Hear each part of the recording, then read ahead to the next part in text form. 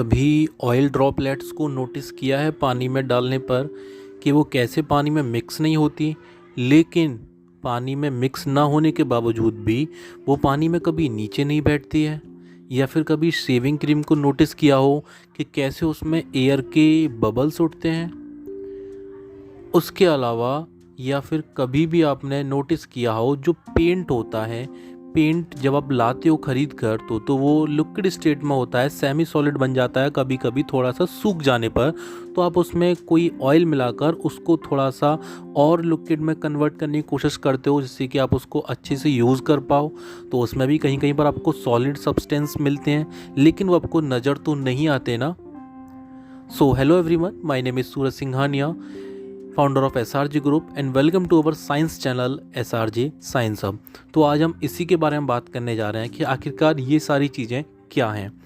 तो first of all ये सारी चीज़ें आती हैं कोलाइड्स के अंदर, या फिर ये बोलिए कोलाइडल सॉल्यूशन के अंदर। अब कोलाइड क्या है और कोलाइडल सॉल्यूशंस क्या होते हैं, तो आपको बताया था कि मैटर का जो केमिकल क्लासिफिकेशन था मिक्सचर और एलिमेंट, तो ये मिक्सचर के पार्ट हैं। अब मिक्सचर को हमने डिवाइड किया था टू पार्ट में, होमोजीनियस एंड हेट्रोजीनियस। तो ये हमारा हेट्रोजीनियस का पार्ट है। कोलाइडल सॉल्यूशंस क्या हैं? अपने आप में एक मिक्सचर हैं, वो भी कैसे मिक्सचर? ऐसे मिक्सचर जो कि आपके हेट्रोजीनियस मिक्सचर हैं। हम सस्पेंशन में पढ़कर आ रहे हैं कि उसमें भी दो चीज़ें मिल रही थी लेकिन बॉटम में बैठ जा रही थी क्योंकि वो मिक्स नहीं हो रही थी। उनमें जो पार्टिकल्स मिला रहे थे हम दूसरा, उनका साइज इतना बड़ा था कि हमको अच्छी तरीके से आंखों से हम उनको देख पा रहे थे, लेकिन वो बॉटम में सेटल डाउन हो जाती थी। तो यहाँ पर यही डिफरेंस है कोलाइडल में। ये आपकी सेटल डाउन नहीं होने वाली है, लेकिन ये आपको उसमें यूनिफॉर्मली मिक्स होने की वजह से दिखेगी भी नहीं। क्यों? क्योंकि इसमें जो चीज़ें मिक्स होंगी वो सॉलिड लिक्विड भी हो सकती है, सॉलिड सॉलिड भी हो सकती है, लिक्विड गैस भी हो सकती है, या फिर गैस गैस, या लिक्विड लिक्विड भी हो सकती है, या फिर लिक्विड सॉलिड, या वाइस वर्सा, कुछ भी हो सकती है। लेकिन उसके अलावा ये आपको दिखेगी क्यों नहीं? क्योंकि इनमें जो पार्टिकल्स मिक्स होंगे वो आपके सस्पेंशन के पार्टिकल्स के साइज से कम होगा। इनका साइज होगा 1 से लेकर के 100 नैनोमीटर के बीच में। वो भी ये क्या है? ये इनका डायामीटर है, रेडियस नहीं, डायमीटर। सर्कल का पूरा कंप्लीट हाफ पार्ट डायमीटर, ठीक है? कितना? 1 से लेके 100 nanometre in diameter, which is larger than atom और मॉलिक्यूल। ध्यान रखिएगा, ठीक है? इतना बड़ा तो है, लेकिन but smaller than what can be seen with the naked eyes. लेकिन इतना छोटा होगा जो हमको अच्छे से अपनी आंखों से क्लियरली नहीं दिखेगा।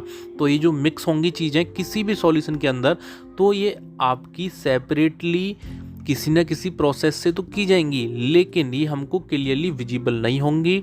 और इनके अंदर हमको कई सारे इफ़ेक्ट्स होंगे जो हमको ये नोटिस कराएंगे कि ये आपकी एक होमोजीनियस मिक्सचर नहीं है। क्योंकि होमोजीनियस मिक्सचर की क्या मेन प्रॉपर्टी थी? वो आपकी टिंडल इफेक्ट शो नहीं करती थी, एक बीम ऑफ लाइट को स्कैटर नहीं कर सकती थी।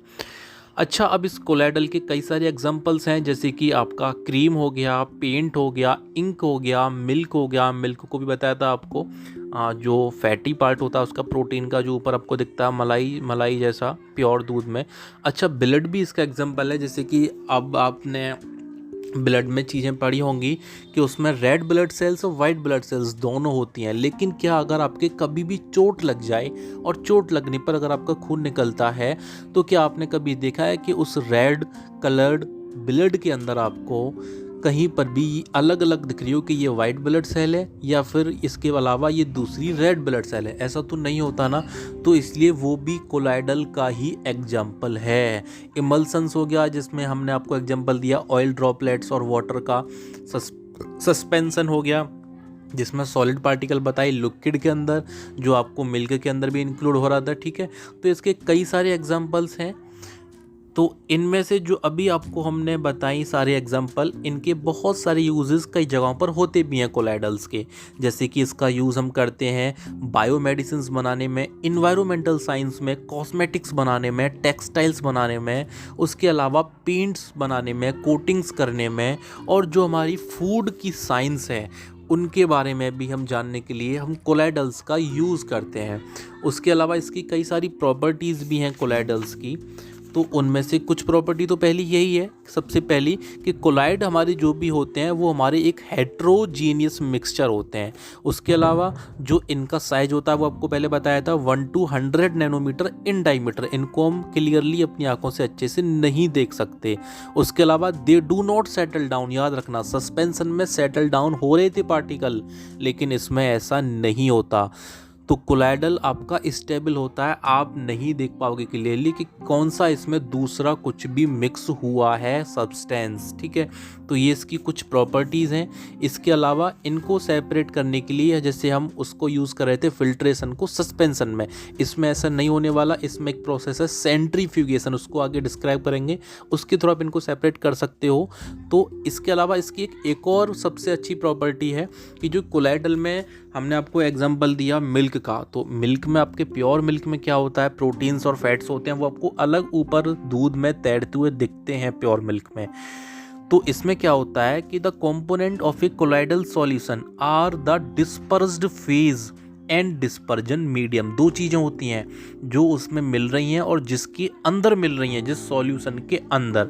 अब जो हमारा सॉल्यूट लाइक कंपोनेंट है, याद रखिएगा सॉल्यूट आपको पहले पढ़ा चुके हैं, सॉल्यूशन के दो part solvent and solute. Solute क्या था, जो आपका लेस अमाउंट में होता है, कम मात्रा में होता है, तो वो हमारा सॉल्यूट होता है। तो किसी भी कोलाइडल सॉल्यूशन के अंदर जो चीज़ हमारी सॉल्यूट मतलब कम अमाउंट में, दूध में, पूरे दूध में कंप्लीटली तो नहीं होती ना मलाई, तो अगर पूरा हमारा दूध बन गया मलाई का तो आपका मक्खन बन जाएगा, घी बन जाएगा, ठीक है। तो जो हमारा दूध होता है प्योर मिल्क, उसमें जो मलाई होती है ऊपर आपको नज़र आती है, तो वो हमारी जो फैट होती है, जो प्रोटीन्स होते हैं जो ऊपर हमको दिखते हैं दूध में फ्लोटिंग करते हुए, वो हमारी सारी चीज़ें किसी भी कोलाइडल सॉल्यूशन के अंदर जो भी हमारी सॉल्यूट लाइक कंपोनेंट है, जो दो चीज़ें मिक्स हो रही हैं जो हमको दिखती हैं उसमें क्लियरली, आंखों से तो नहीं दिखती, आप उनको माइक्रोस्कोप से देख सकते हो या फील कर सकते हो।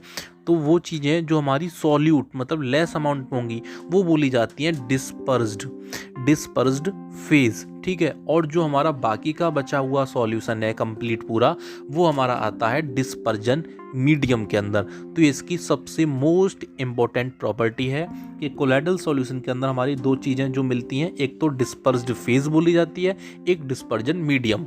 और डिस्पर्स्ड फेज क्या है, जो हमारी सॉल्यूट लाइक कंपोनेंट होगी मतलब लेस अमाउंट में, तो वो हमारी डिस्पर्स्ड फेज बोली जाएगी, बाकी का हमारा पूरा डिस्पर्जन मीडियम, ठीक है। इसके अलावा अब आज बात कर लेते हैं थोड़ा सा हम टिंडल इफेक्ट के बारे में, जो अभी आपको हमने बताया कि टिंडल इफेक्ट शो करता है कोलाइडल सॉल्यूशन भी। सबसे पहली बात तो ये कोलाइडल सॉल्यूशन क्या है, एक हेटेरोजीनियस मिक्सचर है, ठीक है।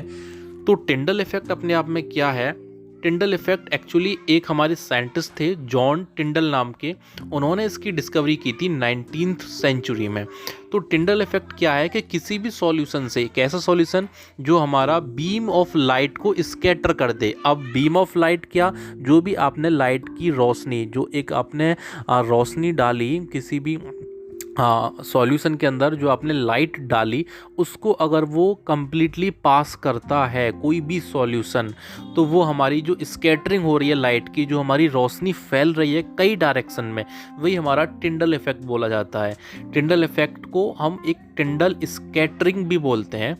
That scattering of light by colloidal particles और particles in a colloid is called Tyndall effect. When a light beam passes through a colloid, जब भी कोई लाइट की बीम पास होगी कोलाइडल में से, जिसका साइज 1 to 100 नैनोमीटर हो, जो आपको पढ़ा चुके हैं, अभी बताया हमने कोलाइडल के लिए, scatter the light in all direction making the beam visible. इसका आप एक और बहुत कॉमन एग्जांपल ले सकते हो, आपके घर में कोई भी दीवार पे विंडो लग रही है ऊंचाई पे थोड़ा, वहाँ से अगर सनलाइट आती है तो आपने नोटिस किया होगा वो जो सनलाइट आपके रूम में एंटर कर रही है, तो एंटर करने के बाद एक नैरो बीम सी आपकी धरती पर गिरती है एक स्ट्रेट लाइन के फॉर्म में, तो उसमें आपको धूल के कण दिखते होंगे। तो वो भी क्या है, स्कैटरिंग ऑफ लाइट के अंदर आपको दिखता है कि जो आपके धूल के कण हैं, डस्ट पार्टिकल्स, वो आपको क्लियरली विजिबल होते हैं। तो वो सारी की सारी चीज़ें टिंडल इफेक्ट के अंदर आती हैं कि वहाँ भी एक हमारा जो सॉल्यूशन है एयर का, डस्ट पार्टिकल्स का, वहाँ से भी हमारा टिंडल इफेक्ट शो हो रहा है। ठीक है, तो जितनी भी कोलाइडल होते हैं उनमें अगर हमने लाइट की बीम डाली और उसको वो स्कैटर कर रहे हैं, तो यही फिनोमेना स्कैटरिंग ऑफ लाइट, जब भी हमने पास कराई एक लाइट की बीम किसी कोलाइडल से, तो जब उसकी स्कैटरिंग हुई, यही फिनोमेना हमारा टिंडल इफेक्ट कहलाता है या फिर टिंडल स्कैटरिंग कहलाता है। अब इसमें क्या होता है, हमारे इस पर कई सारे वो जो एप्लीकेशंस हैं वो हमारे लिए इसमें यूज़फुल होते हैं, जैसे कि पार्टिकल साइज एनालिसिस। अब किस सॉल्यूशन में से कितना हमारा लाइट का बीम पास हो रहा है, तो वो हमको पार्टिकल्स की साइज डिनोट करने में बेनिफिट देता है। और quality control in food and pharmaceutical industries में हमको बेनिफिट करता है। एनवायरमेंटल मॉनिटरिंग हम इससे कर सकते हैं टिंडल इफेक्ट के थ्रू। बायोमेडिकल रिसर्च हम इसके थ्रू कर सकते हैं। मटेरियल साइंस में भी हम इसको यूज़ कर सकते हैं। तो इसके कई सारे यूज़ हैं टिंडल इफेक्ट के भी। अब थोड़ा सा बात कर लेते हैं जो हमारी कोलाइडल हैं उसके कई सारे टाइप्स हैं। जैसे अभी आपको बताया था कि लिक्विड गैस में भी हो सकता है, या आपके गैस में भी हो सकता है, या सॉलिड में भी हो सकता है। तो इसके कई सारे कॉमन एग्जांपल्स हैं। तो सबसे पहला हम बात करते हैं लिक्विड गैस की। लिक्विड और गैस जहाँ पर डिस्पर्स्ड फेज आपको बताया था, डिस्पर्स्ड फेज जो सॉल्यूट हो, मतलब कम अमाउंट में। ठीक है, तो जहाँ पर लिक्विड और गैस मिल रहे हैं वहाँ पर बनेगा एरोसोल। एरोसोल अपने आप में खुद एक कोलाइडल है। ये सारे एग्जांपल मैं आपको कोलाइडल सॉल्यूशन के ही दे रहा हूँ। तो यहाँ पर क्या होगा, जहाँ पर लिक्विड और गैस मिलेंगे वहाँ पर जो कोलाइडल बनेगा उसको बोलेंगे एरोसोल, जिसके एग्जाम्पल हो गया आपका फॉग हो गया, कोहरा, क्लाउड, बादल हो गए, मिस्ट हो गई, धुंध। दूसरा आप एक और ले सकते हो एग्जांपल इसमें सॉलिड और गैस का। जब सॉलिड और गैस मिले या लिक्विड और गैस मिले, दोनों कंडीशन में एरोसोल बनेगा। ठीक है, लेकिन सॉलिड और गैस का जो एग्जांपल है उसमें आप स्मोक ले सकते हो, धुएं को, या ऑटोमोबाइल एग्जॉस्ट जो आपका साइलेंसर में से धुआं निकलता है वो इसका एग्जांपल है। इसके अलावा तीसरा हमारा है गैस और लिक्विड का। गैस यहाँ पर डिस्पर्स्ड फेज है, याद रखिएगा, डिस्पर्स्ड फेज मतलब सॉल्यूट लाइक कंपोनेंट कम अमाउंट में। तो गैस और लिक्विड मिलेंगे तो आपका फॉर्म बनेगा। फॉर्म का एग्जांपल है बेटर आपका शेविंग क्रीम।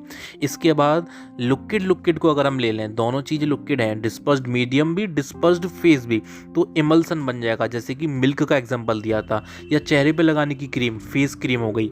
तो यहाँ पर आपका कैसा कोलाइडल बनेगा, इमल्सन बनेगा। लिक्विड में जहाँ पर दोनों लिक्विड होंगे उसको बोलेंगे इमल्सन। और अगर इसके अलावा बात करें नेक्स्ट एग्जांपल की, तो सॉलिड लिक्विड को अगर हम लें, पहले सॉलिड गैस बताया था जो एरोसोल बन रहा था, अगर हम सॉलिड लिक्विड को लें तो सोल बनेगा। इसमें मिल्क ऑफ मैग्नीसिया, मैग्नेस्टा हो गया। उसके अलावा मड जो कीचड़ होती है वो आ गई यहाँ पर। अब हमारा नेक्स्ट एग्जांपल है गैस सॉलिड का। गैस हमारा डिस्पर्स्ड फेज है और डिस्पर्स्ड मीडियम हमारा सॉलिड है, तो इसमें हमारा फॉर्म बन जाएगा। जैसे कि इसका एग्जाम्पल भी फॉर्म हो गया, रबर हो गया, स्पॉन्ज हो गया। तो ये हमारे एग्जाम्पल किसके हो गए, गैस और सॉलिड के। अब हमारा एक और एग्जाम्पल है लिक्विड और सॉलिड का, जहाँ पर लिक्विड हमारा डिस्पर्स्ड फेज है, मतलब solute like component less amount में। लिक्विड सॉलिड मिलाने पे जेल बनेगा, जैसे कि जेली हो गया, चीज़ हो गया, बटर, मक्खन हो गया। सबसे लास्ट हमारा एग्जाम्पल हो गया सॉलिड का। तीनों एग्जाम्पल आ गए हमारे। हाँ, सॉलिड का हो गया सबसे लास्ट हमारा, जिसमें हमारा बनेगा सॉलिड सोल। ठीक है, अब यहाँ पर क्या होगा, coloured gemstone and milky glass. अब आपका क्वेश्चन बनेगा इसमें कि why gas is not mix in colloidal solution. ठीक है, अब इसके पीछे कई सारे रीजंस हैं। वो रीज़न आपका क्या है कि जब हम गैस को मिलाएंगे तो हमारा जो पार्टिकल्स हैं दोनों सेम होने की वजह से, काफ़ी गैपिंग होने की वजह से वो हमारा कोलाइडल नहीं बन पाता। क्योंकि गैस के जो मॉलिक्यूल्स हैं टाइपिकली वेरी स्मॉल, बहुत ज़्यादा छोटे होते हैं, तो वो बिल्कुल भी आपका कोई भी कोलाइडल सॉल्यूशन नहीं बना पाता। तो वहाँ पर जो हमारा डिस्पर्जन मीडियम है वो हमारा clearly dispersion medium disperse phase के साथ इंटरेक्ट नहीं कर पाता। तो वहाँ पर हमारा जो कोलाइडल है वो नहीं बन पाता, स्टेबिलिटी नहीं बन पाती। क्योंकि हम पहले बोल चुके हैं स्टेबिलिटी का मतलब क्या होगा, जो भी हमारा मिक्स हो रहा है वो हमको अच्छे से अपनी आंखों से क्लियरली नहीं दिखेगा। तो ऑप्टिकल प्रॉपर्टीज जो हो गई, gas do not exhibit the Tyndall effect, Tyndall effect भी शो नहीं करेंगे, तो वो हमारा कोलाइडल की कैटेगरी में इंक्लूड नहीं होता, ठीक है ना। और कंसंट्रेशन भी इसमें एक हमारा रीजन है कि गैस गैस का कोलाइडल क्यों नहीं बन रहा। तो एक बार थोड़ा सा रिपीट कर ले रहे हैं हम इसके एग्जाम्पल्स को कोलाइडल के को। जो हमारा पहला था लिक्विड गैस का, लिक्विड गैस में क्या बन रहा था, aerosol, example fog cloud mist. उसके बाद सॉलिड गैस का था, सॉलिड गैस में क्या बन रहा था, एरोसोल, जिसमें एग्जाम्पल है हमारे smoke, automobile exhaust. And third क्या है हमारा, गैस और लिक्विड, इसमें क्या बन रहा है, फॉर्म, एग्जाम्पल में सेविंग क्रीम। उसके बाद लिक्विड लिक्विड मिल रहा है हमारा, लिक्विड लिक्विड क्या है, इमल्सन बनाएगा जैसे कि मिल्क और फेस क्रीम। उसके बाद सॉलिड लिक्विड ले लिया, इसमें हमारा सोल बनेगा, milk of magnesia and mud, ये इसके एग्जाम्पल हो गई। गैस एंड सॉलिड मिक्स करने पे फॉर्म बनेगा, तो ये हमारा किसका एग्जाम्पल हो गया, रबर का, स्पॉन्ज का। इसके बाद हमने लिया लिक्विड एंड सॉलिड, यहाँ पर हमारा क्या बना, जेल बना, जिसमें एग्जाम्पल जेली हो गया, चीज़ हो गया, बटर हो गया। एंड सबसे लास्ट सॉलिड सॉलिड, इसमें जो कोलाइडल हमारा बनेगा वो बनेगा सॉलिड सोल। इसमें हमारे एग्जाम्पल हो गए कलर्ड जेमस्टोन या मिल्की ग्लास, ठीक है। तो ये हमारे कुछ एग्जाम्पल्स थे, इनको याद रखिएगा। और जो मैंने सबसे पहले नेम लिए वो सारे क्या थे, डिस्पर्स्ड फेज, ये इंपॉर्टेंट है, इसको याद रखिएगा। डिस्पर्स्ड फेज जो सॉल्यूट लाइक कंपोनेंट है, कम अमाउंट में है, और दूसरा वाला जो मैं उसके बाद बोल रहा था वो हमारा dispersion medium. So thank you everyone.